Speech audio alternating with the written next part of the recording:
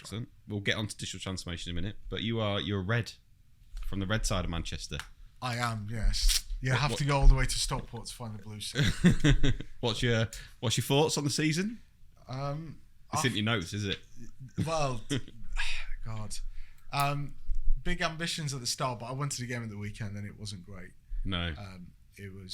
I went to relax and it was about 100 minutes of kind of nervousness and stress, especially with the added time that they're doing these days. Yeah, so 10 minutes extra time. 10 minutes, yeah, it wasn't great. We were 2 goals down after 4 minutes, so yeah, not good. Not good. No, football's not going well. I think it's going to the blue side of Manchester this season, don't you think? Yeah.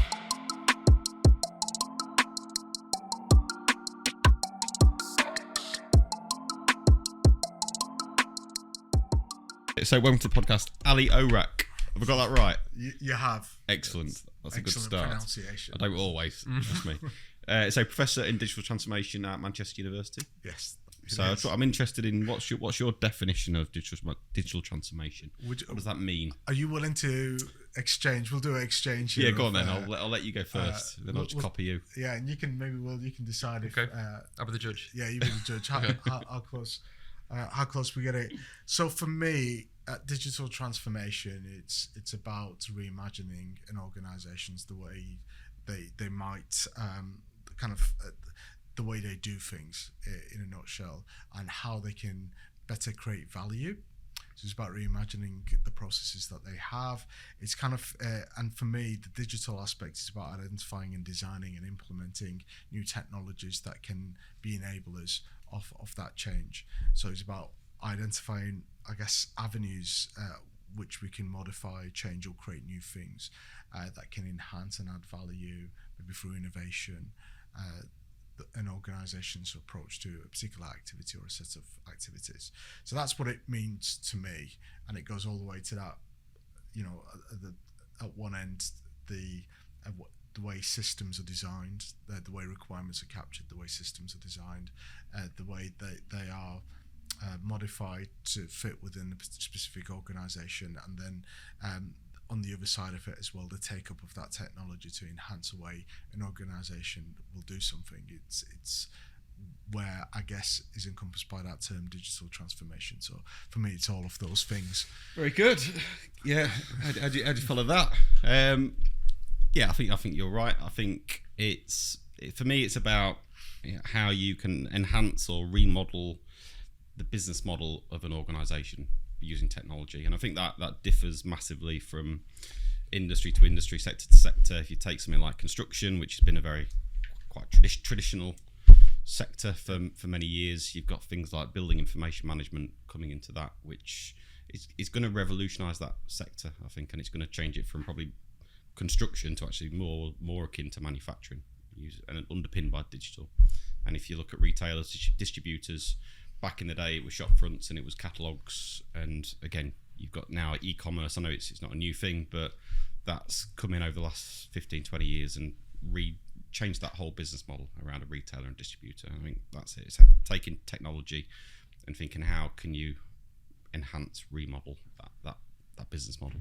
Yeah. So yeah, the principles of doing all those things, kind of the concrete, they remain the same. They very rarely do they change. But the technologies and I guess the different industries that need these transformations do change. Yeah. So some of the pillars, I guess they evolve more slowly, but the technology is at such a massive speed, and it's about trying to couple those two things to enhance a particular area or domain. This is not where I thought we'd jump off, but I'll dive into this. So because you work a lot with businesses, don't you, in terms of working closely with local businesses to understand what they want around employees. Is that fair to say? It depends what the question is. So is the ask about what organisations need in terms of skill sets in their organisations? Is that skill sets and knowledge within new graduates coming through? Yes, I do. Quite unusually, I'd say, within academia, because the way academia tends to work is that programs exist, they've been designed at a particular point in time by the academics, and they are designed really around the skill set that a department or a school would have, or the academics would have. So you'd basically look at your staff, you go, well, these are the kind of things we can deliver, this is kind of the program we want, and that's how it's traditionally been developed and designed.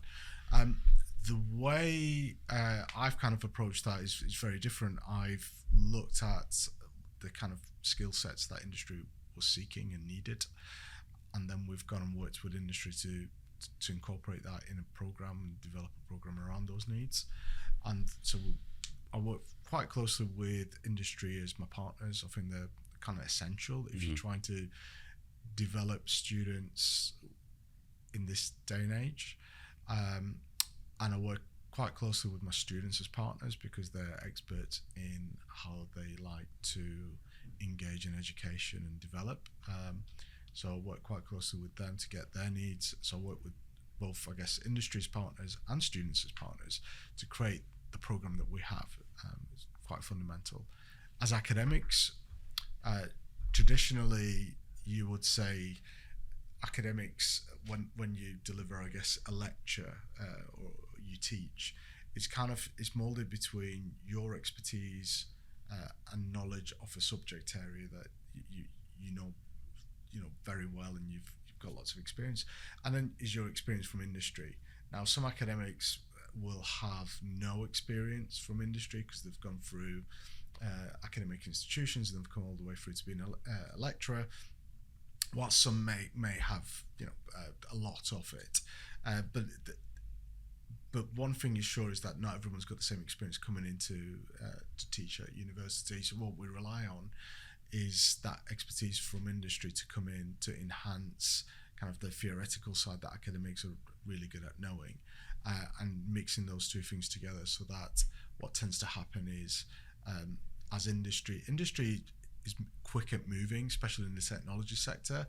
So we need industry to come and speak and inform us of what skills sets have changed, what's evolved, what needs more of, what needs less of, in order to couple that. And once you do that, you kind of changing the way teaching happens automatically. So instead of it being teacher-centric, where academic stands at the front, says, these are my experiences and this is what I know, you're moving yourself to a model where it's more student-centric or more employee-centric, whereby you're bringing that knowledge from the outside world that's moving at a rapid pace, and you're aligning that with what students' perceptions of that is. So when you go into a classroom, instead of it being kind of didactic, where you're standing there and saying, this is lots of knowledge and information, you should really be interested in this, you're kind of opening it up to say, well, what do you know? What do we all know, and where should this go? So the environment that you create, you could potentially develop a very much student-centric, with that information coming from the employees to enhance it. And it's a different university, I think is a different university experience for sure. And we're very fortunate to have one of your ex-students with us. So Will Nevis, business process consultant at Spectrum. That's the one. You were fortunate enough to be a student of Ali not that long ago, a few years ago. No, a few years ago. How many years? Got there in 2017. Left in every year placement. Left in 21. So a long couple of years ago. Yeah. Yep. So I think everything you said there is completely true for me. I think it was definitely evident that when on the course, it felt different to other people, and the fact you've got these large companies coming in and getting a lot of feedback from students, those did feel like they played a big part in what we learned. And looking back now, it definitely was beneficial to, I think, have those big companies come in and show us what the working world is like, because I think it's quite common for graduates to leave university and not really have all the theory, all of it there, but they don't have much practical experience, much practical knowledge of the working world to be able to apply that. And I think that's quite a crucial skill that I think has set myself and a lot of the other grads from the course on a fairly good path, and something we're quite thankful for. Yeah, I did business studies 10 years ago, and I don't remember ever engaging with any sort of business or organisation other than the university. So I think it's obviously a very different model, which is great. In terms of when organisations are speaking to you in terms of what the trends are, or what they're after, what the skill sets they're looking for, what are they talking about in the last 2 or 3 years? Are there certain things that they're saying we must have? You must help us build knowledge in this area within students. Are there certain areas? Yeah. So when I speak to the companies, I've done a variety of ways of kind of trying to collate that information and that insight. So a few years back, I did over a couple of years, I did multiple surveys with employers where I was just saying, in terms of management skill sets, because I do work at a business school, so what are those management skill sets that you guys are interested in, and then also we teach technology and management, so it was more also what kind of technologies are out there that you guys are focusing on that you think there's a shortfall in the skill sector. And it was a combination of both. But what was interesting was a lot of employers recruit degree blind. So, up to like 70% of the large companies don't really look at what your degree background is. So if you're applying to one of the big consultancy companies, you might be sat, just before you go for your interview, you might be sat in a room with someone who's studied history or biology, and you're sat there thinking, hold on, I'm going for an IT consultancy job. I've got a background in computer science or business and IT, and I'm in competition here with someone from history who happens to have done well in their degree. And then you kind of feel maybe a little bit miffed about it, that you've done that and someone's done something else and they're on the same track as you. But organizations, they look at your resilience, your confidence, adaptability, your communication skills, whether you can work in a team, leadership, problem-solving skills. That's the kind of things they're looking for.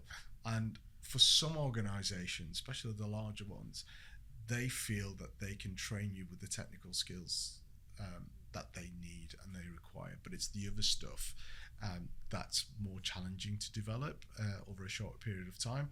So a lot of the companies would have informed me over the years that those are the key skills that they're looking for. So the way we kind of approached the development of our program was a term that was used first and foremost by an organization that was in one of the workshops that was running, and I remember they said, we really want T-shaped individuals. And I remember reaching for my phone at that point, trying to Google what T-shaped individuals was, and with this idea that we're looking for individuals who've got a broad range of management skills and a deep dive in maybe 2 or 3 streams of technology that we feel is key.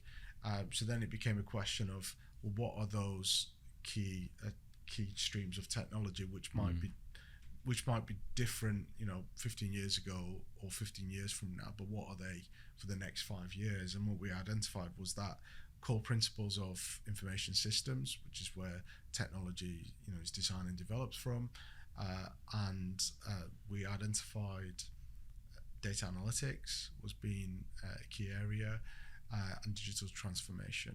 So those the key elements. And then it was about, well, what about this other soft skill management set that they said it was needed?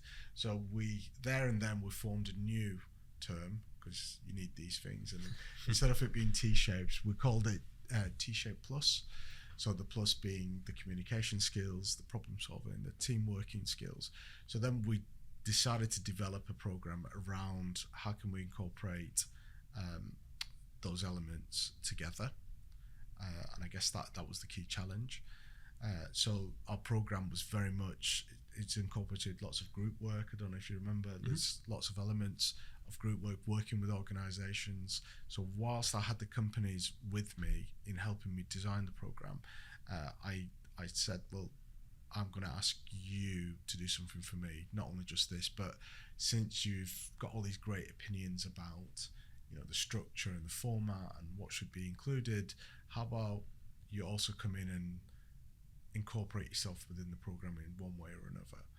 And it all really depending on the type of resources they had available, but we have some organizations that are embedded in terms of developing a case study as part of the assessment for a student for a particular course unit, to on the other end of it, which is that they come in and they maybe present a guest lecture and everything in between. So as an example, on the very first day, I remember it was Monday morning, the first session that students would have on the first course would be sponsored by a large investment bank, and they would come in and I'd written a case study with them. They would come in, they would pitch it, and the students were put into groups. And a lot of 18-year-olds have never ever worked on a group project before. And I guess I don't know what, it'd be really interested to find out actually what it is that students at 18 are thinking about university or indeed the career. What's it like to work in industry? But rarely do they think I'm going to be working with teams a lot, and it's not just about my own individual skill sets. So we try to embed that really early on, and getting them used to working with other people, but also with industry, and the comfort that comes from that knowing that you have something to offer. So you mentioned earlier that you graduated 10 years ago, and there wasn't many companies. No, 10, it's 20, actually 13 years ago. 13 years wishful ago. thinking, yeah. So I want to offer you a job. Well, not quite. But I do want to talk to you about Spectrum Digital. We are a business that is growing. We're an exciting business, and we're a business that is looking for top talent. We've got a great team here that are passionate about business, technology, and automation. We're passionate about making people's lives easier at work. And we're looking for people that are like-minded to come and join the team. If that sounds like you, then slide into my DMs, let's have a conversation, and I may well be offering you a job. Well, for me, I graduated my bachelor's in '99, so that was a long time ago now. I feel a bit old saying that. But I don't recall engaging with an organisation. I don't recall leaving university feeling I had the skill set to go to a company and feel like I could contribute.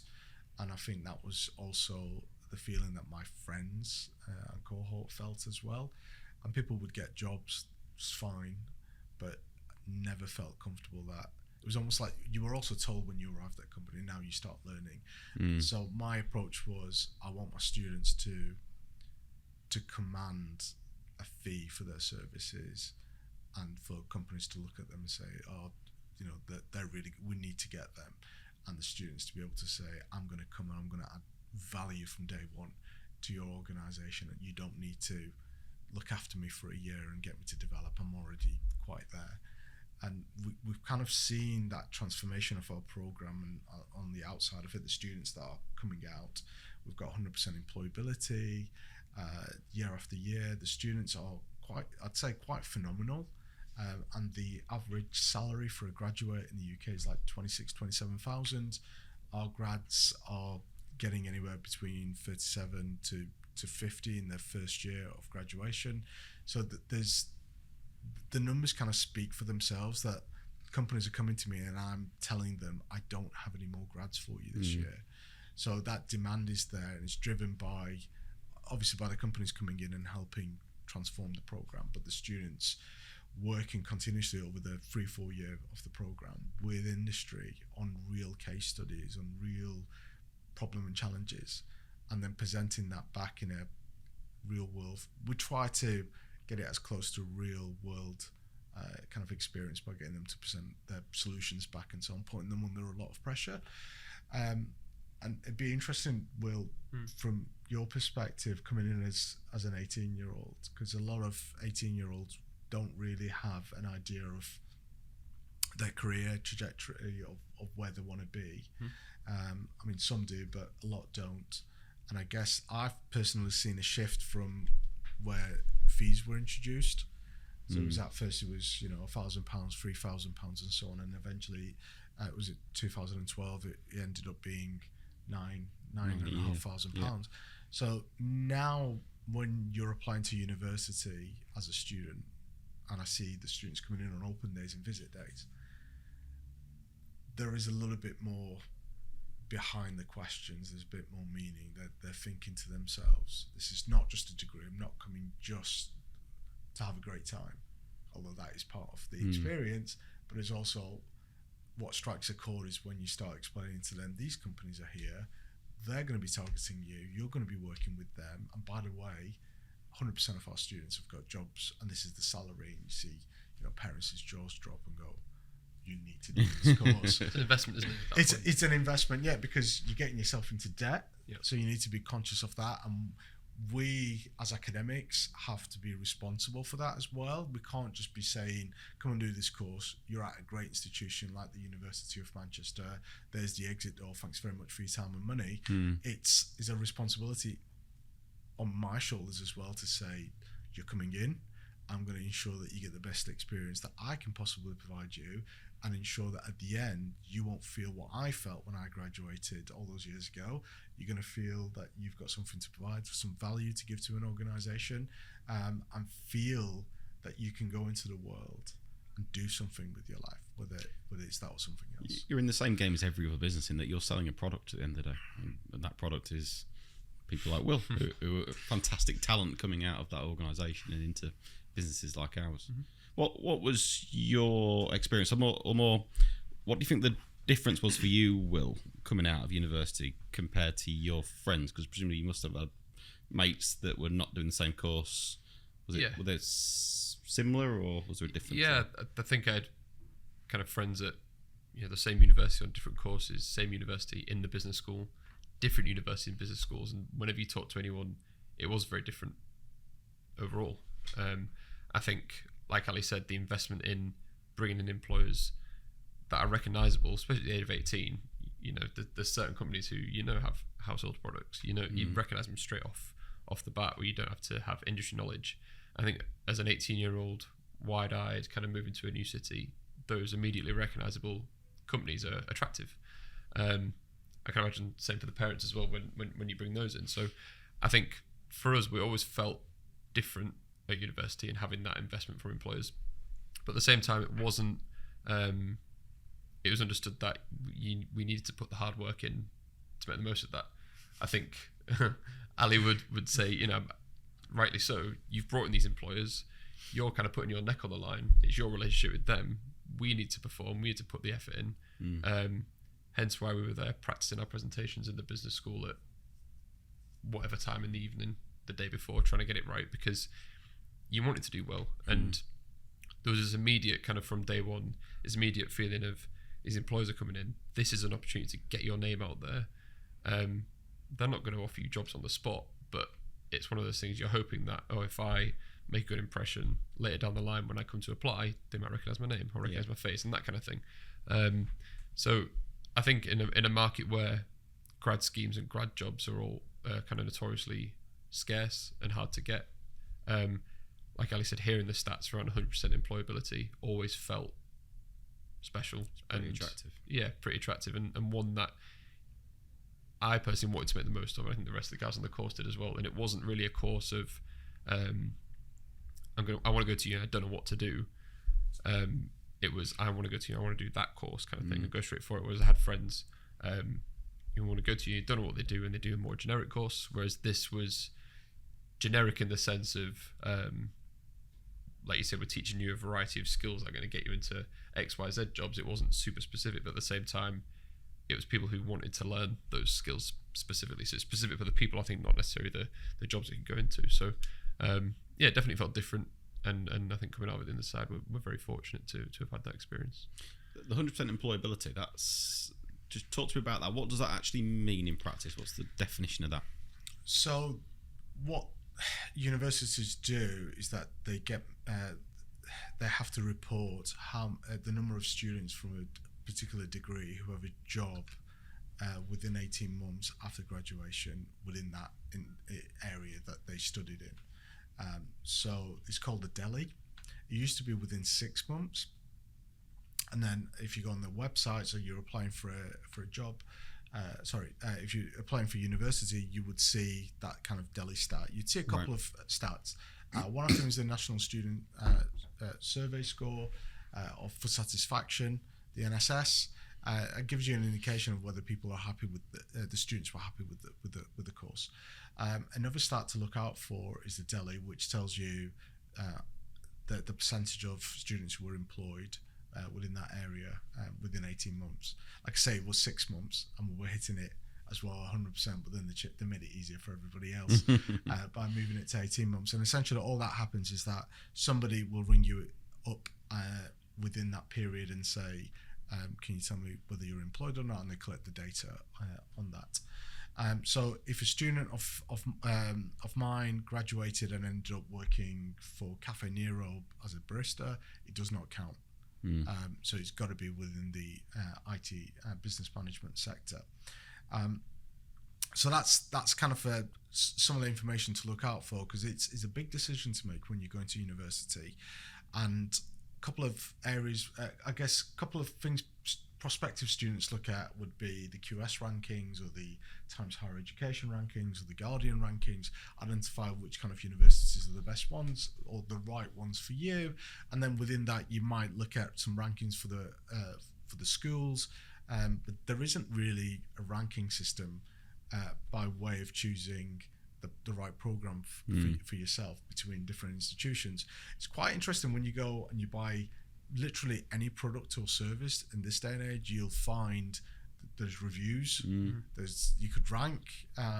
You could go on Amazon, right? You've got your star ratings. You've got the comments. It's very difficult and quite challenging for prospective students to get the right information that allows them to make appropriate and clear judgment call on what it is that they're getting. So they've got this dilemma where they're paying a huge amount over 3-4 year period. Was it £9,500? Up to 50-60% of the students are international as well, and they're paying anywhere from £20,000 to £30,000. On top of that, you've got your accommodation, which I don't believe is cheap anymore. Weirdly not. Was it ever? Same as everything. It's not cheap. Yeah, it's so that's kind of gone up. Accommodation fees have gone up as the loan fees have gone up, oddly enough. They make sure they get it all off you. So you've got to make a huge investment over 3 or 4 years. So you kind of need to pick the right thing for you. So looking out for the NSS score, for the Delhi score, really, really key. It's just making sure our previous students, how did they do, and it's a telltale sign. So I think for my experience of that has been, so our NSS score when I took over the program was at 64%, which isn't good, right? So on average you'd see them around maybe 70 to 80%, and we kind of finished it off when I stepped down as program director. We finished on 93.5, which is kind of like one of the highest you could get. And that's satisfaction for the students. That's what the students were telling us at the end, that they were happy with it. So it's key to look out for little bits of information that universities have to put on their websites. But ideally, you'd want a scenario whereby that information was a lot easier to get hold of. Why is it not? Seems obvious to have a TripAdvisor for universities and courses. Why has that not happened? Well, the government and I guess the Office for Students has been trying to make it a lot easier for students to gauge that information. So there's been work on a TEF, which is the Teaching Excellence Framework, which is a way where universities will get judged on how good their teaching is, and then they get gold or silver or bronze rating, and then students can then make a decision on that.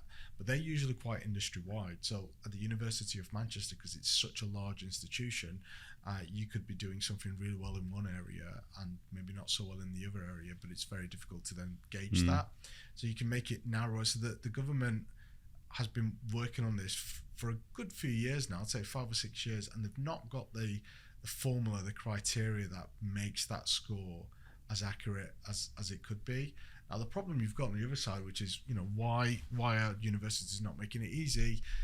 In my opinion, it's perhaps down to, if you've got quite a wonderfully esteemed university that's focused a lot on research, which is the way a lot of the rankings show, it's how good the research is.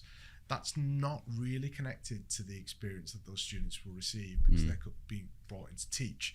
Now, the argument universities traditionally have made is that the better we are at research, that all that knowledge will transfer to the students. But you don't need to be doing the research to be good at getting that research out to the students. And there's no correlation between your ability to write excellent journal papers and your ability to teach. So it's kind of opposite ends. But the way universities are set up is that research places you on a ranking scale, especially in an international model where you're competing not just for home students, but you're competing for international students from Indonesia, China, wherever it may be. So you're trying to get them to come to your uni. Now the rankings are based on research, so you invest in huge amounts on research, and but the money that you bring into your institution to make it tick, it's primarily from teaching. So you've got these clashes of things that things aren't quite right or aligned. And one of the key things that's happened over the last few years, we've seen the introduction of fees and the increases of those. And the last fee increase was in around 2012, where it was like £9,000. Now, a lot of things have changed since 2012. I know the cost of houses are more. We're talking today about the cost of cars. It's a lot more. Everything has cost a lot more than it did 10 years ago, yet the fees are the same.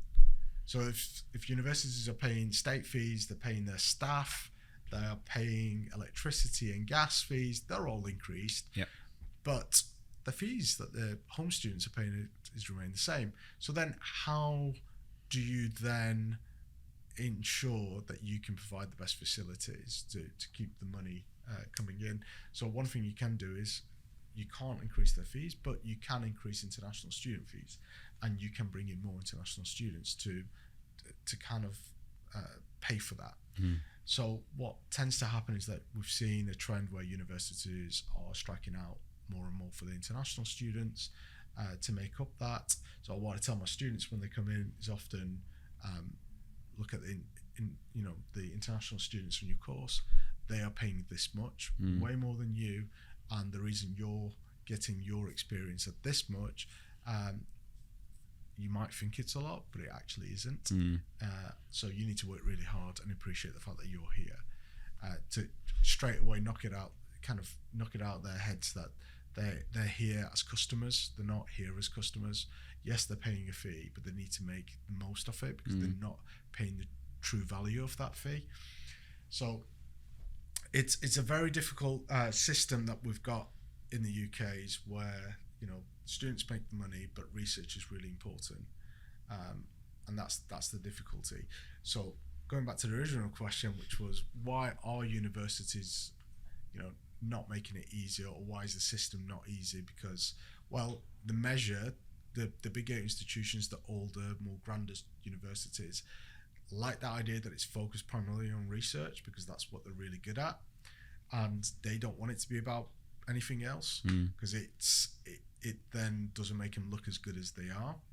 And on the flip side of that, you've got so the focus is on bringing the academics in that are really good at research, but they've got to teach also.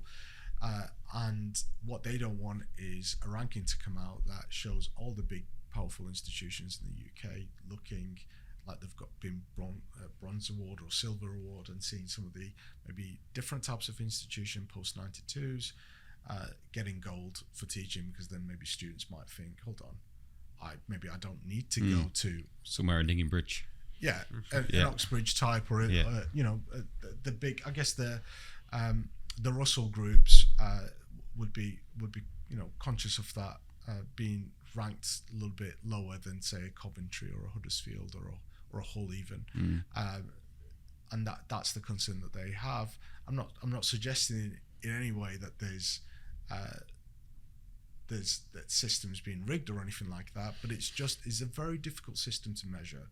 How do you measure one particular program when there's thousands of programs within a university institution? So it's a difficult challenge, and it's not one that anyone's managed to identify a way of doing in a sensible way at the moment. So the jury's still out. Hi guys, just jumping in, I want to talk about one of the services we offer, which is robotic process automation, also known as RPA. That is software that replicates human behavior. So if you've got people downloading spreadsheets, attaching them to emails, going on portals, downloading information, moving data around, all that stuff is perfect for a robot. So if that's interesting, get in touch, let's have a chat, let's see if we can help. Enough from me, back to the conversation. One of the things that clearly you do well is inspiring that kind of generation. I guess every generation that comes through, but it strikes me, I always think that I'm 25 and then I look in the mirror and see a lot of grey hair and realise I'm nearly 40. And I went out for lunch with my team last week, and I'm sat there thinking, this is a completely different generation to what I know. And as a leader, I have to think, how do I inspire that generation? So I guess I'm asking you for your advice. What does good look like? How do you get the best out of 22, 23-year-olds in today's world? I'm not sure how I do it, or even if I do it. But I remember. I think you do. From speaking to Will, he I hope I don't embarrass you, but he speaks as a very inspirational character, and I can see that already. So, what is it about what you do you think that creates that? Personally, for me, I never forgot the experience I had at university. So the reason I came back to academia to become an academic was to ensure that whoever crossed my path would have a better experience than I had. So that was like my main motivation. I didn't want anyone feeling the way I did when I left and thinking, all right, I've got a degree, but what does it mean? And this is not the passport I thought it was to a career. And so I'm very keen on ensuring that my students do feel valued, do feel like they've got something to give, and they feel confident to go out there and challenge the system, organisations and processes, and be a voice and have a good market value for their services and their skills. And I remember coming in many years ago, it's my 10th year in academia. And I remember coming in 10 years ago, and it was a lot easier to be able to understand where they were coming from because of the age difference. Well, it's still a lot, but it's a lot more now. So I had a good idea as to what teaching was like for me, and maybe how I wanted it to be, and to make those changes. But even something as simple as I play music before the start of my lecture, just to get everyone calm, and I'd be playing music and everyone would be, I know that song. And now I play music and they're nodding along and they're going, my dad's got this album. And it's like, yeah, okay. So there was a time when I'd be able to have a chat with them and go, they're playing in town next week, and we're going to get tickets. And now it's like, my dad went to see them last week, and it's like, yeah. So I get so I can feel the gap is growing, and I guess the language is changing, but I have no idea what it is that I do that gets them to. I think one thing that you do is you don't. It felt like a very level playing field. So you didn't talk down to your students. It was never kind of I'm up here, I'm the lecturer, I'm the professor, and you're the students. You will listen to what I say. I think you're always very open to challenges in the sessions. I think you're always very open to opinions, and you bounce things around between us. It wasn't what I say is gospel and that's it kind of thing, which again it kind of reflects what I think is quite a positive culture in a workplace. If you are a more senior person saying something, whatever it may be, and you're saying don't challenge me, what I say is gospel, that's not a positive culture. Whereas again, compared to other friends that I've had on courses, that roughly speaking was how it was. And granted, I think they are on bigger courses, so they might have a couple of hundred people on it, which is a little bit difficult to balance. But on ours, we had 30 odd, less. Yeah, our program is between 30 and 50 students. Yeah, so I think within that class, you felt like you could have a voice, you felt like you could speak up, and that was kind of encouraged. Likewise, again on that course, we did things out of uni, which created more of a culture, and more of a I guess a spirit between everyone, which again, when you hear, I told Steve we had kind of a Christmas do on our course. Unheard of, I think, really, at university courses. We weren't given other university courses aren't given a budget to go out and spend, hire somewhere, and I think all that went towards get everyone more comfortable and more there's a sense of identity, isn't it? Exactly. Which is one of the key things I wanted to do when I came in, was to, so we have so the program's called ITMB, and we created our ITMB society. And at the time, I think the first part of the society it had a very small budget, and there was only 4 roles within the society, like your social secretary and president and so on, and finance director. And for me, the society was really, my plan was to make it my right arm, kind of your captain on the pitch, if you like that analogy. And so it was about how can I create more roles, and not because the society necessarily needed a lot of roles, but to give people opportunities to take responsibility for the program. So I think we ended up with like 10 roles for the program, and I created different roles and different activities.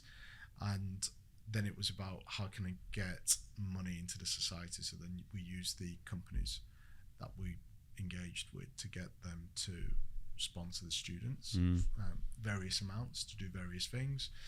And then it was then giving those students who, I guess, volunteered or applied for those roles the opportunity to lead and to lead their cohorts and do various activities. And every year is slightly different. You know, some do this, that differently, and some go to town on, you know, social sporting activities. And it didn't really matter. But it was about driving that culture of change within that community to say, you know, I used to always refer to it as a family. So when you've come into the program, we're now a family. You don't always, you know, get to, you know, you don't always like your brothers and your sisters, but we're a family, we're a professional group as well. So we're going to hang out together. And my aim was really to get them to get an identity and a sense of belonging to a place for 3 or 4 years. So simple things like getting the hoodies. So you can get Manchester University hoodies, you can get Manchester Business School hoodies, but I didn't, and my students could go and do that, but I didn't want them to have a sense of belonging to 40,000 students. They already had that. I wanted them something a little bit smaller, our own little community. So we got ITB hoodies, and then you saw my students would only wear ITB hoodies, and it would separate them from the rest of them, but they were a little gang, and that allowed them to work together because I knew they were going to work a lot together, so they needed to know each other a lot more. And a lot of emphasis was placed in the first 3 months to do as many activities with them, whether it was sports or whether it was social. But it was like, okay, we've got a budget for the year, and I'd have the second years run the society each year. So I've got the first years coming in. I need the first years to know the second years and the final years, because often you go through your degree program and you don't know the people above you or below you. And it was a sense that, no, you're coming in, you're in a cohort of 40 or 50 or whatever it might be the number, but you've got additional cohorts above, and they're going to support you. And it's really important for you as a first year to know the students who are in the final year, because those final years are going to graduate. Then when you come to me and say, I'm interested in applying for this company, and I'll say, well, actually, did you know that Amy also works there? And if you know Amy, guess what? Amy's going to help you. She's going to give you advice. She'll open the door. She might even put your name forward. So I drilled it in really early to them, the importance of having that connection, knowing people. And in order to achieve that was, okay, we're going to have a lot of socials. We're going to need to get people out, get them out of their comfort zone, do lots of activities with them. And it was a lot easier when I was younger, because I could easily go out and stay out with them till, 2, 3 in the morning. And as I got older, that number just got earlier and earlier, to the point where I was just turning up, staying for the first hour, and saying, oh, I've got to go now, and not having a drink, and so on. But yeah, that was really key to and I think that definitely probably is the answer to one of your other questions is how do you do that? I think creating that relationship between first and final years is huge, because again, typically at uni, they're in completely different stages of their lives. If you're 18, moving to, I was only just 18 when I moved to uni. You're super young. You're bright-eyed, moving to a new city, and the final years might have done a couple of years at uni, industrial placement, perfectly comfortable living by themselves, now looking for career prospects. They're in theory 2 very different people, but if you've managed to create a link between them, they can offer advice. The final years can offer advice to the first years, and I think again that mirrors the workplace.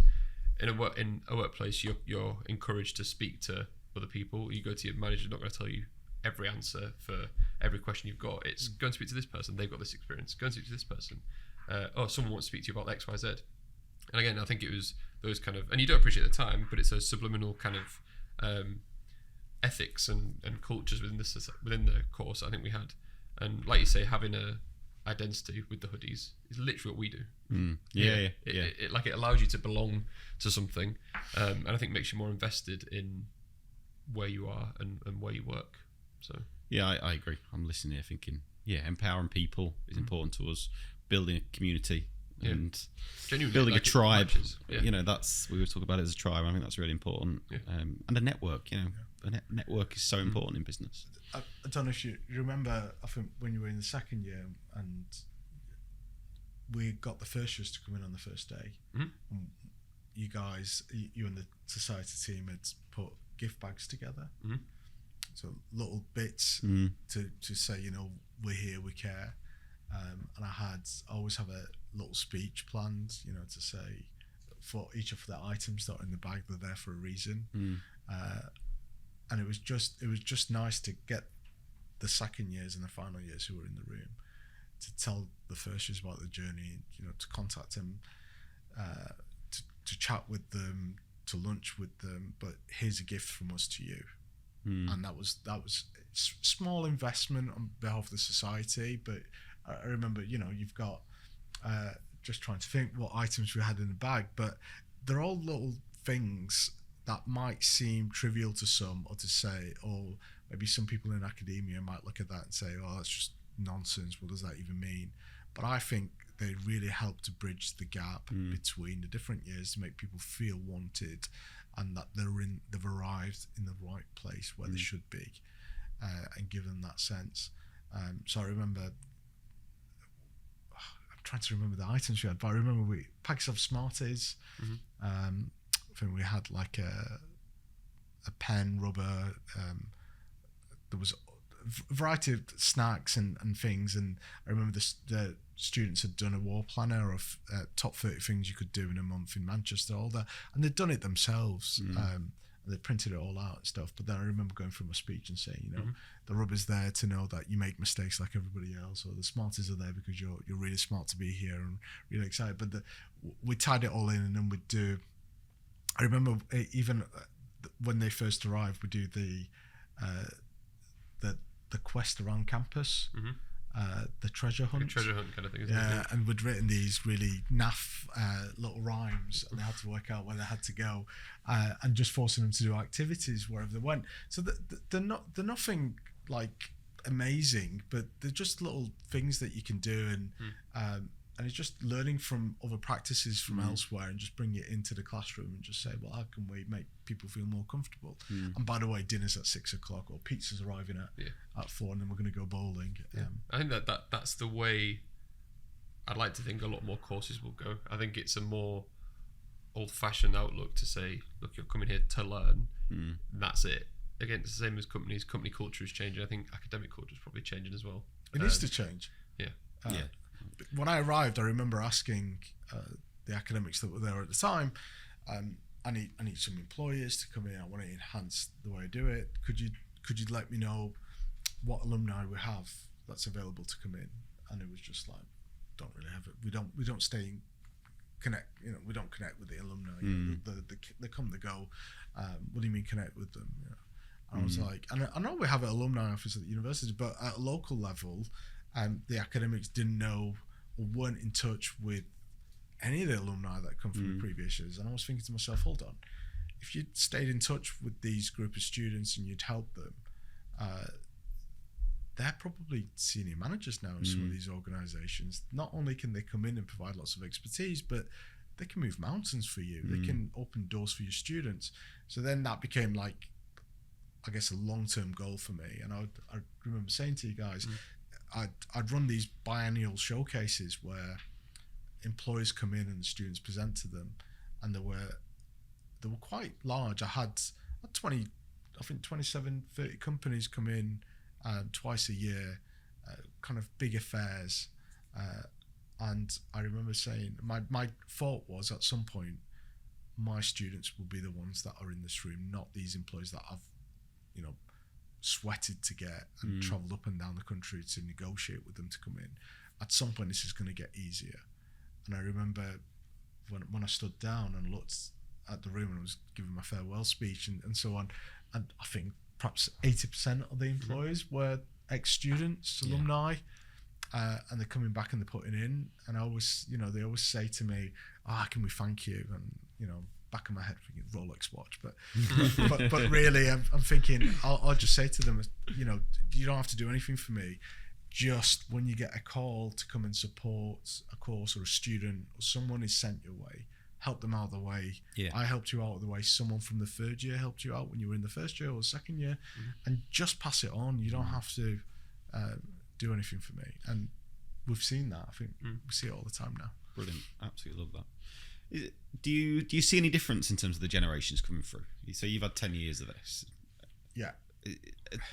Is each generation different, or are we all the same when we're 18, 19? I can definitely see a difference between today's students and the ones before the fee increase. Okay. Chalk and cheese, right? So different. They're much more switched on in terms of coming in and knowing what they want to do afterwards, whereas before you'd pick your degree. And I had friends when I was at university, and in the first year you meet them and so what you do, and I'm doing history, and then you see them in the second year, how's your history course going? And you go, I'm doing art now. And then the following year you're like, I'm doing photography and film, because there was no cost associated to it. Now, with it being what it is, it's a horrendous amount of money. Now people are beginning to think about, okay, what do I need to do to get to where I need? Where's my career path in this? And you hear that in the open and visit days. They're interested. And I always say, if you want to come and do this particular program, which is very specific, it's technology management, it's for people who want to lead. I make a big deal about it. I say, if you want to do computer science, just go over there. That's fine. If you want to be a coder, go over there. There's a building across the road. They'll take you. If you're not sure what you're doing, you can do general management. But if you want to lead, and you want to lead in an innovative industry where technology is driving change, then think about that. That this is where you want to be. And then I'm not trying to sell the program to the masses. The program doesn't work if there's 100 students on the program. So I'm looking for very specific individuals that want to come and work hard towards a specific goal. So that makes it a little bit easier, because it's not a generic program, and we do have generic programs where people can come in and aren't quite sure what they want to do, and they'll find the way in the end. But this is a bit more specific. But the students are different. They're a bit more switched on in terms of more shark-like. They want to get the most. Not everybody. There's always a tail. Yeah. But there's definitely more drive. What I've noticed in the last few years as well, there's a lot more students who've got part-time jobs as well. Really? A lot of my students have got part-time jobs. Did you have a part-time job? Briefly, yeah. Not very long, so couldn't balance it. Yeah. But it's challenging because you got difficult program. You got lots of industry involvement. You got lots of big consultancy projects within that, and a lot of the students will be working till 7, 8 at night, 9 o'clock at night as a group within the university. So one of the key things we did, which again really added to that sense of community, was we got our own room. And you just think, so what? It's a lot of the work that my students do. They're some kind of software is used, or they're working in teams. So we needed a lab that was just for my students, because we didn't like the idea of them coming in, and maybe there's no space for them to do the work. So we said, all right, we want a room that's just for them. It's got to be only accessible to them. And we want to be able to bring the first year, second year, final years together in a room, in a community type room that's kind of relaxing and comfortable, and they can meet and they can just work there. That's their office space, if you like. And traditionally, lab space has always been in rows, computer rows. So when we got the space in the new school, they said, okay, we've got these designs. And I remember seeing them, and there was just rows of PCs.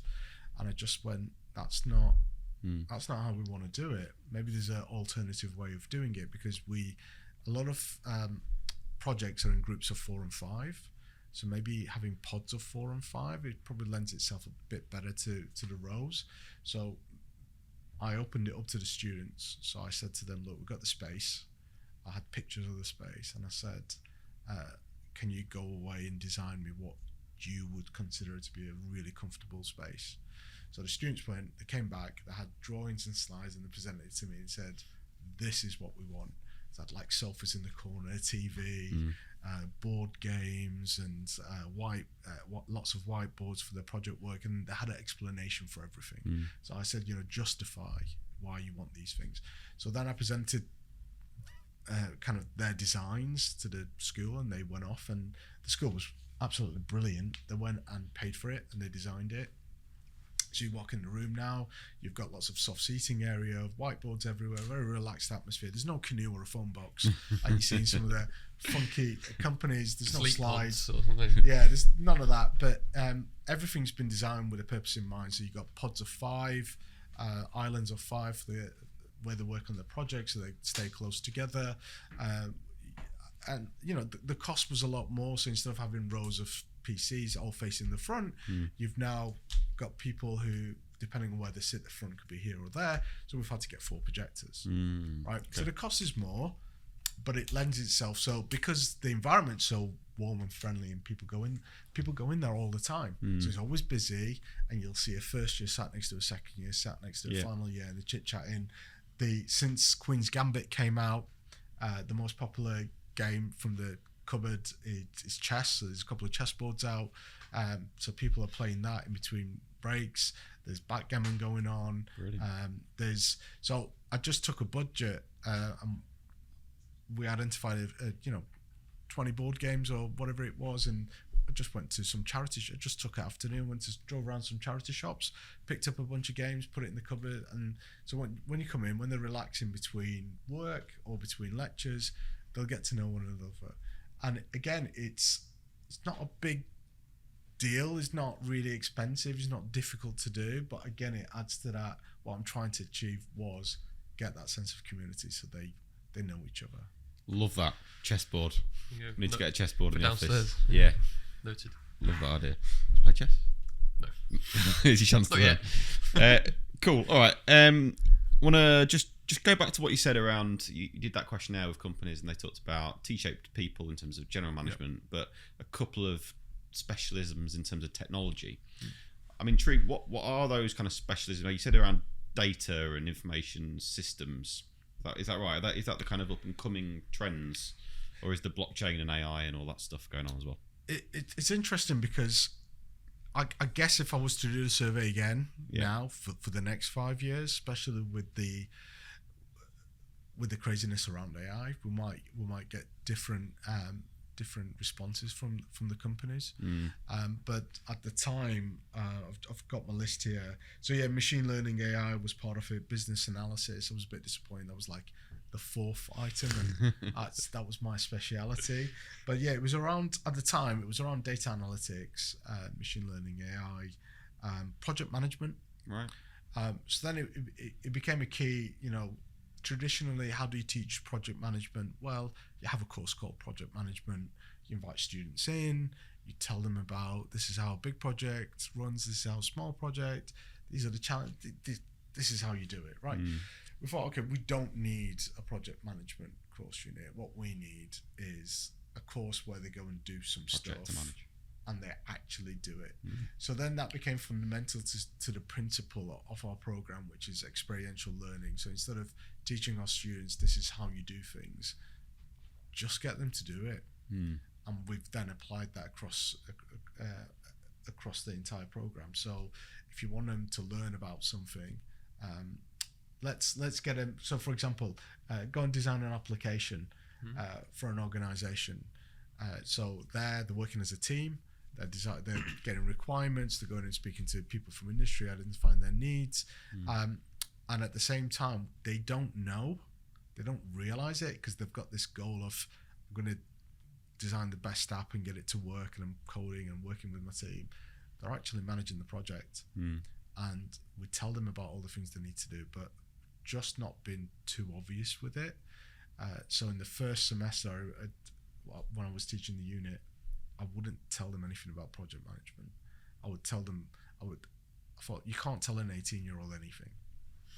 They're not going to listen. They're just going to hack at it. If you tell them these are the principles that you've got to follow to ensure your project's successful, they go, yeah. Theory, I'll just get it done, right? So you let them kind of get in the pool without any lessons, and you just watch them struggle to get to the other end. And then after the Christmas break, when they've done a semester of it and they've presented their work to the industry and they've kind of understood in the back of their head where they've gone well and where they've messed up, they're more likely to listen to you. So then in the second semester, you get the principles out. You go, right, what did we do before? Okay, right, have you tried it? Oh no, we've not tried it that way. Let's try it that way. Let's see what happens. So it's like working again in partnership with the students to get them to where you want it to be, rather than to be, this is what the book says. It's not the way. I don't learn that way. I learn by doing things. I don't know about the same. And it was always, that was definitely evident when we did it. I remember it was a case of, right, you're going to go present this, and the message was, you're going to hate it, you're going to be bad at it. And we're all sat there, and we were bad at it, we did hate it, but then you learn from it. And I think you said something like, you look back on your first year presentation, and it'll be an absolute shambles compared to what it'd be like in the final year. And as an 18-year-old, you're right, you're there thinking, just teach me, I want it, like, all right, whatever. But then as you get older and you go through the years, you do appreciate almost the lesson learned from being thrown in the deep end, and been taught the value of those teachings, rather than just being taught it straight off the bat, where you'd probably just say, okay, great, scribble it on your book, and then not use it. So I think using it, not being told how to use it after uni, but using it while you're at uni with those big employers, doing those projects, and then, like you say, presenting it straight back to them, you got that full cycle of really what project delivery is like. Same as what we do. You gather requirements, you go and you build it, you get the requirements signed off, and you delivered it, kind of thing. The exact same. So I think that definitely put us in good boots coming out of uni. I think it's very difficult to teach someone something when they don't understand why they're being taught it. And you could say, oh, this is really good for you for your future. But if they don't truly believe why they're doing it, they're not going to take it on board. So it's about putting students in a position where they appreciate and understand the why, and you've got to create a scenario by which they feel they need to know the why. And then once they get that sense of, I need to know why I've gone wrong and why a different way would be better, then teaching just becomes really easy, because then they do turn up to your lectures, they are sat there, they're involved, they're engaged. But if you're trying to get the principle of, this is fundamental, this model, and they're sat there not knowing why it is important, why should they care? Yeah, I keep looking back 13 years ago when I was at university. It was a lot of big lecture halls, 150 people in it. Woman at the front talking about Maslow's hierarchy of needs or something, and it sounds like a very, very different experience to what you give students, which is amazing. I wish I could go back 10 years and do it all again. We ask a question to each guest, which is, what does tomorrow's workplace look like? So cast your mind forward 10 years. I'm going to slightly different for you. What does your course, or what should courses look like for students in 10 years' time versus today? I would like to see the program students coming in and being, from day one, being considered and seen as partners in the relationship with academic studies. So a removal of kind of like you're paying for a service. So if you went to the barbers, you're getting a haircut or something, you would go and you pay your fee, you sit down and someone would cut your hair, and you're not really participating apart from lifting your head up or going a bit lower. And it needs to be a little bit like a kind of a gym membership model. Yeah, you're paying a fee, but you need to come and get involved in order to get fitter, and there needs to be that dialogue between the students and the institution by which they're at to get the best out of it. So I think the student voice for me, it's always been key, but it's not as big as it should be across universities. And I think that's what I would like to see, is that idea that for me, when I arrived, it was, I don't know what I'm doing, you know, not academically trained. High school teachers are academically trained. They've gone in, they know how to teach, even at college level. But at university level, you're there because you got a PhD, which has nothing to do with teaching. And no one's taught you how to teach, and yet you're there to teach. So my first, I guess, port of call was, well, the students know how they should receive stuff, so I'll ask them. And they've guided me through the last 10 years of saying, well, you know, we like this, we don't like this, and this works for us. And it's about listening to them to become, I guess, good at what you do. So I would like to see that more manifest itself in programs locally, institutionally, across the board. And I think that would definitely a differentiator, because the results will come through at the end. And in terms of skill levels, what kind of technologies and so on, I think the next 2 or 3 years, depending on where AI and the big explosion that's been over the, I guess the last 12 months has been, people have really like tuned into it. And there's applicable applications out there that we can use. I think once that kind of settles, and the hype element, I've been long enough in the IT industry to know there's lots of things that have come that have been massive, and then they've kind of gone away and nothing has existed on the back of it, or very little has come about. So it's about letting the evolution take place. Let's see what falls away and what remains, and what's actually applicable to industry, and then we'll be able to look at that and say, right, these are the directions we need to go in.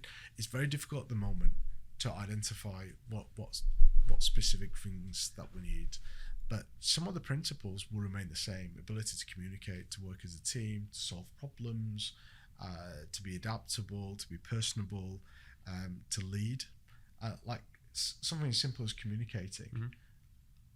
The students on the program from day one, when they arrive and they want to do a presentation, they turn up with their cue cards. And you know my rule on that? What's my rule on that, Will? Don't have it. Not allowed it. No. We're going to have an issue if you're turning up with cue cards. So no cue cards. And it's like, well, but that's how they do it. It's like, that's who does it. You're not doing it that way. You're going to stand and you're going to tell me a story. They go, oh, you want a story as well? You go, absolutely. I don't want to see your slides with lots of text. You got to sell whatever you're selling, whatever you're presenting. You need to sell it. I want to hear a story. I want to hear about Rapunzel. I want to hear. You got to take me on a journey here, and without cue cards. So it's a struggle at first, and then they get better and better, and then by the time they're in the final year, and I could literally just shout their name and say, stand up and give me a 1-minute presentation on chocolate in Australia, and they'll stand up and give you a presentation on chocolate in Australia, because they can do it, they can weave in a story, because we've got them to do that. Some of those skills, they're not going to go, they're not being replaced. You know, that's still going to be needed. And I guess the universities have to go back and then start thinking about, with this explosion of technology, with its analytics, machine learning, AI, it's fundamentally will change the way we do things. I find myself, even as an academic with quite a busy schedule, sitting down, and when I've got to write an email, and I've got to write 5 emails, quite important formal ones. ChatGPT, write me out these things, and then I'll come back to them in an hour, and I'll check, edit them, and then send them off. It saved me lots of time. And okay, I've got to write a report. Okay, there's a skill to writing a report, but ChatGPT will do it better than I'm going to do it. So I'll get it to write for me, and then I'll edit it. So then those skill sets are changing. So when we're getting our students to write essays, do I need my students to write essays? Because A, they're going to ask ChatGPT to write their essays and their courses for them. There's no way of detecting it. So what am I going to do? Pretend that they're not asking ChatGPT to write their essays for them, their 1,500 word discussion on whether AI will impact society in a certain way? Or can I get them to work with the technology that's there to enhance the way they might approach something? So again, what are the difficulties and challenges around assessment at university. I could talk about this for another hour or so, which I promise I won't. But then it becomes, how do I then get them to think critically when the ability to write critically, to get them to hone in those skills, are taken away by the fact that the technology is there. So there'll be other ways of doing it, and we have to sit down and as academic institutions and as academics, and how can I ensure that they've got that skill set, but without the traditional ways of doing it? Because you can't ban ChatGPT, you can't ban AI from coming into the classroom. You've got to get on board with it. Use it as a tool, isn't it? Not a replacement. Yeah, exactly. So then that's the challenges over the next few years of these technologies. How can we incorporate them in the way we do things rather than try to ban them and pretend they're not there, which I know some institutions are doing. And just from speaking to students from across the different institutions that I come chatting with, and they're saying, my institution said don't do it because they're going to detect it. I don't want to fail. And it's like, all right, well, we can't detect it at the moment, and admittedly it's a skill set that was a really simple way of getting them to develop, but unfortunately that boat sailed. Same with the internet, right? It was like, World Wide Web, they're going to get information from all sources, they're not going to go library, and they're going to get the answers here, and it's like, so we didn't ban the internet, did we? No. We just got on with it. I think you're absolutely right. Got to work with it, and we use it day to day ourselves. For writing emails, writing parts of proposals, stick it in ChatGPT and work with it as a tool. So brilliant, Ali. Thank you so much for coming on. I've thoroughly enjoyed it, and we'll have to get you back on again. Thank you very much. Thank you for having me today. It's been absolutely wonderful.